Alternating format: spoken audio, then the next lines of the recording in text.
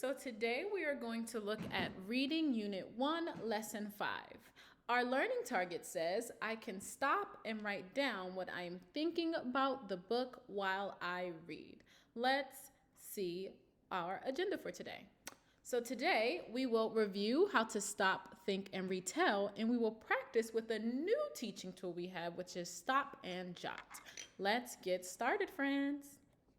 So remember from last week, we talked about how when we are reading sometimes, we're focused on reading faster and faster and scooping up those words that are familiar to us, that sometimes we forget to actually stop and think about what we just read. We miss what the book was trying to tell us. So we reviewed our method of stop, think, and retell. And we know how to do that, friends. We know that after we read a few pages, we can stop, we can think about what we just read, and then we can use our 5-finger retell to retell the story that we just read. And that just helps us check in with what we have already read and then what we might be reading in the future from the book, okay?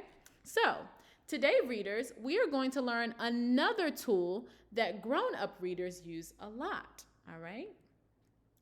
Grown-up readers write down their thoughts about what they read as they are reading. We call this stop and jot. So for someone like Miss Anissa, when I'm reading a book, I usually keep some sticky notes with me. And as I'm reading, I do stop to write down my thoughts, whether I agree with something, if I have a connection, if I know what might come next in the book. I write it down in the moment just so I can check in with myself as the reader to make sure I'm connecting with what I'm reading, okay? So we call this stop and jot. So when we're stopping and jotting, we literally want to read a book, stop ourselves after a page or two, and then we want to write down a few thoughts. So here are 3 questions that can help you guide what you might want to jot down. You might jot down what are your thoughts. Maybe you want to write about what do you think will happen next, or you might want to write about any connections that you can make to your text. Those are the things you want to scribble down or write down or jot down when you stop and jot, okay? Some of these ideas that you have in your head as you read.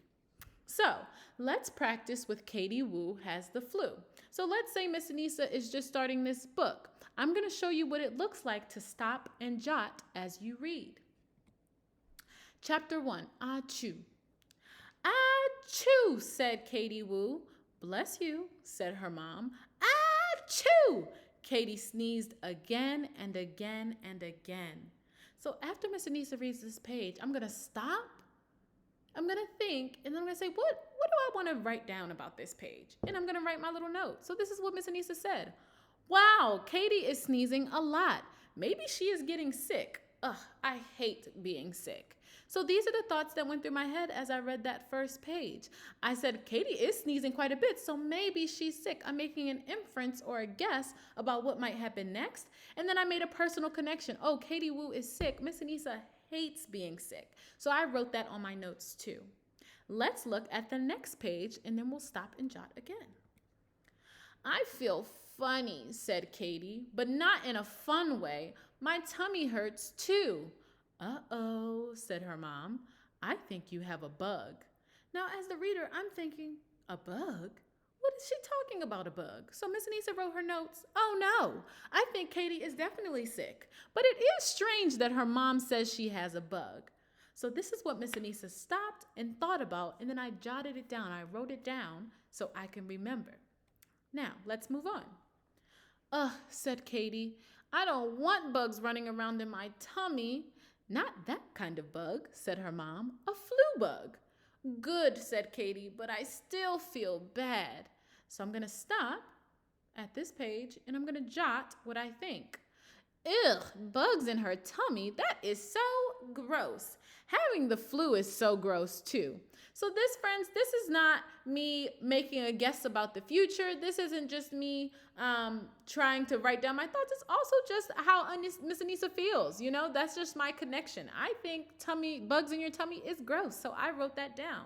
So sometimes our stop and jot notes don't have to be the most serious, or they don't even have to be directly about what's happening in the book. It might be what you think about what's happening in the book. And for me, I think having the flu and having bugs in your tummy is gross. So that's what I wrote on my paper. The next page in our book says, I feel hot too, Katie moaned. Her mom looked at her temperature. You have a fever, she said. That's why you feel so hot. No school today. You are going back to get to bed. So I'm going to stop and I'm going to jot.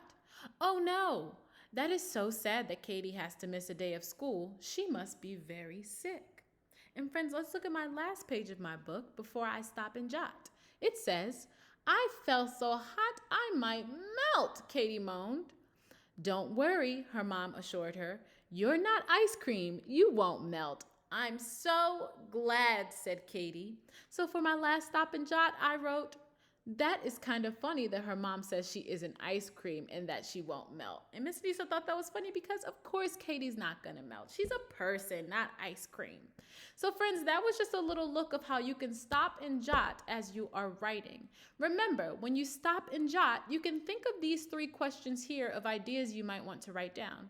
You might write down, what are your thoughts?